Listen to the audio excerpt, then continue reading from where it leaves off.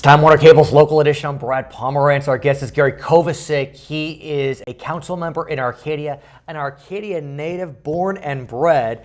And a few years back, you wrote this book, Visions of Arcadia, a centennial anthology. But I'm pleased to report that that notebook is what, version 2? This is the proofs for the second volume. We called it More Visions of Arcadia. Congratulations. It's longer, more detailed, more photographs. It's back in Minnesota being printed, and we hope it's back here in time for a debut on November 17th. Exactly. There's a book party, book signing coming up on November 17th called One Community, One Book. Where will it be held? Do you know yet? Yeah, Church of the Good Shepherd, corner of Holly and Doherty in Arcadia. Tell me about Arcadia. I mean, you've lived there, I guess, can I say over 60 years? Am I allowed to say that? Yeah, you can. You can say 61 years. 61 years. Well, it's been my hometown. I've never left town. It's a great community, a lot of civic virtue, great schools, great neighborhoods.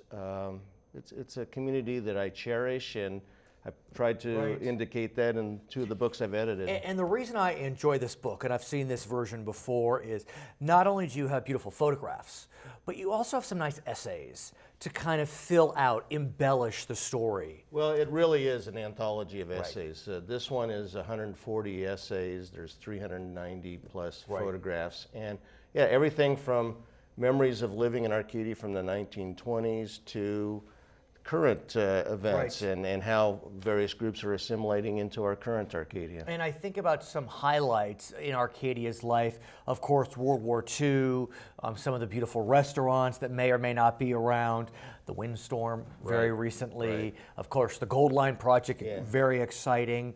Talk to me about what you've learned by highlighting some of those events. Well, the stories are incredible. You mentioned World War II. I have an essay in here by a World War II vet who was a POW during World War II. He came home to Arcadia. He even talks about what we think is a cliche, but the German officers and the prisoners singing Silent Night on Christmas Eve in the prison camp. I have a tremendous story about a small girl in rural Mexico. There's a group of doctors who fly down to do medical treatment. She was brought back to Arcadia Methodist Hospital to remove a softball-sized tumor in her throat, and she is now a beautiful young lady. And living in Arcadia? Yeah, not living in Arcadia, Close by. But she's visiting occasionally, and we have a before and after photograph in the book. It's outstanding. It shows how the community came together to help this young girl. Of course, we have several essays by Asian Arcadians who are talking about assimilating and how they're becoming involved in the community.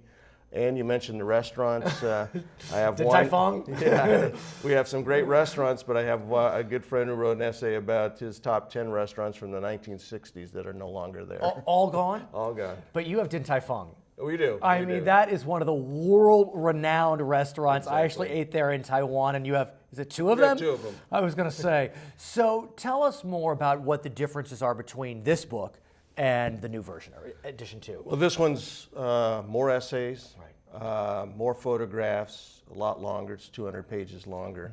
And I think that one of the big differences is this time I asked the essayists to supply their own photographs. Here I was kind of trying to cut and paste as I could, so I have a lot of personal photographs from the archives. I even found some of me going through an old box of photographs at the Recreation Department from the 1960s. That is just fantastic. Okay, don't forget that the book signing for the second edition of Visions for Arcadia is November 17th at the Church of Our Shepherd. Church of the Good Shepherd. Church of the Good Shepherd. I'm Brad Pomerance. This is Time Warner Cable, local edition.